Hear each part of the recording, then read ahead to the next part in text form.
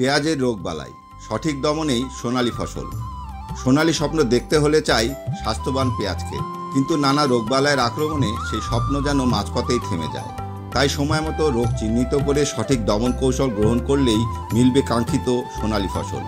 আসুন জেনে নেই কৃষি বিশেষজ্ঞদের পরামর্শক্রমে অভিনব প্রতিরোধ ও প্রতিকার কৌশল। পার্পল ব্লচ ছত্রাকজনিত কারণে এ রোগ হয়ে থাকে। আক্রান্ত বীজ, বায়ু ও গাছের পরিত্যক্ত অংশের মাধ্যমে এ রোগ বিস্তার লাভ করে। তাপমাত্রা বৃদ্ধির সাথে সাথে এ রোগের প্রকোপ বাড়তে থাকে। লক্ষণ: প্রাথমিক পর্যায়ে গাছের পাতা বা পুষ্পদণ্ডে ছোট ছোট পানি ভেজা দাগ দেখা যায়। ধীরে ধীরে দাগগুলো বড় হয়। দাগের মাঝে প্রথমত লালচে বাদামি, পরবর্তীতে কালো রং ধারণ করে এবং দাগের কিনারায় বেগুনি রং দেখা যায়। আক্রান্ত পাতা 3 থেকে 4 সপ্তাহের মধ্যে মারা যায়। এতে পেঁয়াজ পূর্ণতা না পেয়ে উৎপাদন মারাত্মকভাবে ক্ষতির সম্মুখীন হয়। প্রতিরোধ: সুস্থ ও নীরোগ বীজ ও চারা ব্যবহার করুন। আক্রান্ত গাছের পরিত্যক্ত অংশ পুড়িয়ে ফেলুন। কার্বেন্ডাজিম গ্রুপের অটোস্টিন অথবা কার্বোকিসন যোগ থিরাম গ্রুপের প্রোভেক্স 200 WP প্রতি কেজি বীজে 2.5 গ্রাম হারে মিশিয়ে বীজ শোধন করে বপন করুন। প্রতিকার: জমিতে রোগ দেখা দেওয়ার সাথে সাথে ইপ্রোডিয়ন গ্রুপের রোভারল 50 WP প্রতি লিটার পানিতে 2 গ্রাম অথবা ডাইফেনোকোনাজল যোগ অ্যাজোকিস্ট্রোবিন গ্রুপের ইনস্টারটপ 325 SC প্রতি লিটার পানিতে 1 মিলি হারে 7 থেকে 10 দিন পর পর 3 থেকে 4 বার গাছে স্প্রে করুন। কন্দপচা স্কেলেরোসিয়া রোপসি ও ফিউজেরিয়াম নামক ছত্রাক দ্বারা এ রোগ হয়ে থাকে। এ রোগের জীবাণু মাটিতে বসবাস করে। অধিক তাপ ও আর্দ্রতাপূর্ণ মাটিতে এ রোগ দ্রুত বিস্তার লাভ করে।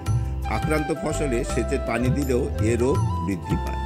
লক্ষণ: আক্রান্ত স্থানে পচন ধরে ও সরিষার দানার মতো বাদামি বর্ণের গোলাকার ছত্রাকের উপস্থিতি দেখা যায়। স্কেলেরোসিয়া রোপসি দ্বারা আক্রান্ত গাছ হাত দিয়ে টান দিলে খুব সহজেই মাটি থেকে পেঁয়াজ সহ উঠে আসে। ফিউজেরিয়াম দ্বারা আক্রান্ত গাছের পাতা হলদে হয়ে ঢলে পড়ে। হাত দিয়ে টান দিলে সহজেই মাটি থেকে উঠে আসে না। উভয় জীবাণু দ্বারা আক্রান্ত দণ্ডে পচন ধরে এবং আক্রান্ত পেঁয়াজ গুদামজাত করা হলে সংরক্ষিত পেঁয়াজের মারাত্মক ক্ষতি সাধন করে। প্রতিরোধ: জমির মাটি শোধন করে বীজ বপন ও চারা রোপণ করুন। সুস্থ ও নীরোগ বীজ ও চারা ব্যবহার নিশ্চিত করতে হবে। পানি নিষ্কাশনের ভালো ব্যবস্থা রাখুন। একই ফসল একই জমিতে বারবার না করে শস্য পর্যায়ে অনুসরণ করুন। প্রতিকার: রোগ জমিতে দেখা দেওয়া মাত্র কার্বেন্ডাজিম গ্রুপের অটোস্টিন অথবা কার্বোকিসন যোগ থিরাম গ্রুপের প্রোভেক্স 200 WP প্রতি লিটার পানিতে 2 গ্রাম হারে মিশিয়ে 10 দিন পর পর 3 থেকে 4 বার গাছের গোড়ার মাটিতে স্প্রে করুন। লিফ ব্লচ ছত্রাকজনিত এ রোগ আর্দ্র ও উষ্ণ আবহাওয়ায় বিস্তার লাভ করে। লক্ষণ: এ রোগের আক্রমণে পাতার শিরা বরাবর লম্বা দাগ ও আক্রান্ত পাতার উপর ছত্রাকের গাঢ় বাদামি আবরণ দেখা যায়।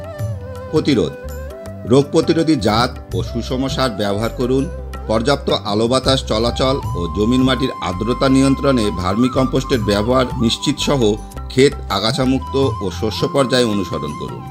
প্রতিকার: আক্রমণের মাত্রা বেড়ে গেলে প্রপিকোনাজল গ্রুপের ছত্রাকনাশক টিল 10 মিলিলিটার পানিতে 5 মিলি মিশিয়ে 12 দিন পর পর 2 বার স্প্রে করুন। আর্দ্র ও উষ্ণ আবহাওয়া বিরাজ করলে রুটিন স্প্রে ছাড়াও রোভারল, ডায়াথেন M45, রিডোমিগোল্ড, MZ ইত্যাদি পরিবর্তন করে ব্যবহার করলে ভালো ফল পাওয়া যাবে। থ্রিপস পোকা থ্রিপসের আক্রমণে 50% পর্যন্ত ফসলের ক্ষতি হতে পারে। লক্ষণ: আক্রান্ত পাতা রূপালী রঙের অথবা পাতায় ক্ষুদ্রাকৃতির বাদামি দাগ বা ফোঁটা দেখা যাবে। পাতা শুকিয়ে বিকৃত হতে পারে। মারাত্মকভাবে আক্রান্ত হলে পাতা ঝরে যায় এবং কন্দের আকার ছোট ও বিকৃত হয়। প্রতিরোধ: ফেরোমন ফাঁদ, হলুদ ফাঁদ ব্যবহার করুন।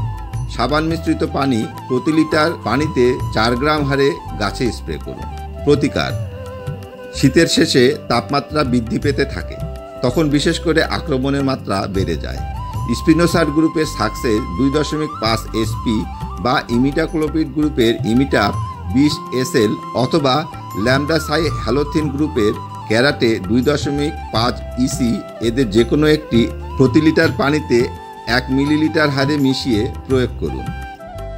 ভিডিওটি ভালো লেগে থাকলে লাইক দিয়ে শেয়ার করুন। এরকম আরও কৃষি বিষয়ক ভিডিও পেতে চ্যানেলটিকে সাবস্ক্রাইব করতে ভুলবেন না। ধন্যবাদ।